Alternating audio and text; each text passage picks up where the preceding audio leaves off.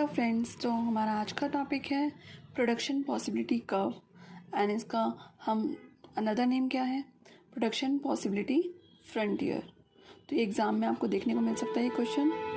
उसके बाद हम आते हैं कि प्रोडक्शन पॉसिबिलिटी कर्व है क्या। So in a simple language it is the combination of two goods का कॉम्बिनेशन है। Why? Because we have scarce of resources, we know that. So, because of scarce of resources, we have to choose one thing, another the second thing. Okay. So, we have possibilities and we have the two goods like corn and cotton. We have example and the possibilities is कि हम corn zero कर दें and cotton क्या कर दें, production कर लें। And second में हम क्या करें, कॉटन की एक यूनिट का सेक्रीफाइस कर दें और गेन क्या हो जाएगा हमें, कॉर्न। और फिर अगर हमें कॉर्न की एक यूनिट और चाहिए, मोर यूनिट चाहिए, तो हमें क्या करना होगा, कॉटन का मोर सेक्रीफाइस एंड कॉर्न का क्या हो जाएगा, गेन हो जाएगा।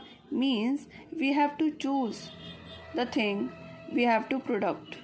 हमें प्रोडक्शन किसका करना है, कितनी मात्रा में करना है, क्वांटिटी क्या होगी, उसके लिए हमें क्या करना होगा, अपने एक गुड का सेक्रीफाइस करके दूसरे का गेन होगा। Why? Because of we have scarce of resources, machinery की शॉर्टेज है, हमारे पास कैपिटल की शॉर्टेज है, तो हम क्या करेंगे, हम चूज़ करेंगे इंस्टेड ऑफ दिस और दिस। ठीक है, तो हमें लास्ट में क्या हुआ, कॉर्न का हमने क्या किया, गेन किया, तो हमने कॉटन का सेक्रीफाइस कर दिया। At last we have cotton zero and 4 unit of corn.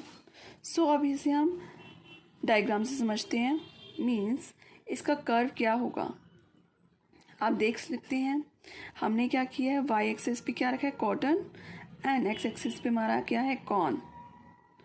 And जब हमें 10 यूनिट्स कॉटन मिल रही है तो हमारी 0 यूनिट्स क्या है, कॉर्न। और हमने क्या किया, सेक्रीफाइस किया किसका, कॉटन का, तो हमारी क्या हो गई, 1 यूनिट हमारे पास कौन आ गया, जैसा कि हमने टेबल के थ्रू समझा। But what is the thing main behind this, that C is a satisfaction point और we have 7 unit of cotton and 2 unit of corn, we can use it with our resources. And this diagram shows us optimum utilization of resources of two goods. Means ये जो curve है ये हमें show कर रहा है कि हम इसके अंडर में हम ऑप्टिमम यूटिलाइज कर रहे हैं अपने रिसोर्सेज का, सबसे ज़्यादा अधिकतम मात्रा में हम जितना उसे करना चाहिए रिसोर्सेज को यूज़ हम उतना कर पा रहे हैं। बट अगर ये पॉइंट होगा हमारा, हम यहाँ तक अगर प्रोडक्शन करते हैं तो ये क्या होगा, अंडर यूटिलाइजेशन, कि हमारे पास रिसोर्सेज तो ज़्यादा हैं बट हम प्रोडक्शन क्या कर रहे हैं, कम कर रहे हैं। तो हम इस पर रहना नहीं चाहेंगे, क्योंकि हम इससे ज़्यादा प्रोडक्शन कर सकते हैं तो हम क्यों नहीं करेंगे। एंड ओवर यूटिलाइजेशन मीन्स अगर इससे बाहर हम जाते हैं तो हम ओवर यूटिलाइज करेंगे अपने रिसोर्सेज का, मीन्स शोषण करेंगे। वहाँ पर क्या होगा, एक टाइम पे वो रिसोर्सेज हमें डिच कर देंगे, चाहे वो लेबर हो, चाहे वो हमारी कैपिटल हो, चाहे वो हमारी मशीनरी हो। मशीनरी ख़राब भी तो हो सकती है, लेबर बीमार भी तो हो सकता है, वो छोड़ के भी जा सकता है। इट मीन्स हम इसी कर्व के अंडर में रहेंगे, मीन्स इन्हीं पॉइंट्स पर लाई करेंगे। ये सारे ही पॉइंट्स क्या हैं, ऑप्टिमम यूटिलाइजेशन के पॉइंट्स हैं, जहाँ पर एक गुड को हम प्रोडक्शन में लाएंगे तो दूसरे को हम सेक्रीफाइस कर रहे हैं। मीन्स कॉटन को सेक्रीफाइस करके हम गेन किसका कर रहे हैं, कॉर्न का। और ये जो स्लोप है, पीपीसी स्लोप, ये क्या होता है, कनकेव होता है ऑरिजिन से। अब ये देखिए, slope of PPC is equal to MOC is equal to MRT. MOC means marginal opportunity cost, means जो हम किसी एक को गेन करके किसी एक का क्या कर रहे हैं, सेक्रीफाइस कर रहे हैं, तो उसकी कॉस्ट क्या आ रही है, that is marginal opportunity cost. And MRT marginal rate of transformation. क्यों, हम क्या करें, एक यूनिट का सेक्रीफाइस करके दूसरी यूनिट पर जा रहे ट्रांसफॉर्म कर रहे हैं ना, हमारा क्या रेट ऑफ ट्रांसफॉर्मेशन होगा, that is MRT. So slope of PPC, MOC and MRT is equal to sacrifice of cotton upon में gain of corn. Means sacrifice जो हम यूनिट करते हैं वो हमारी हमेशा ऊपर रहती है और गेन क्या रहता है नीचे। And slope of PPC is concave to the origin, जैसे मैंने बताया, due to increasing opportunity cost.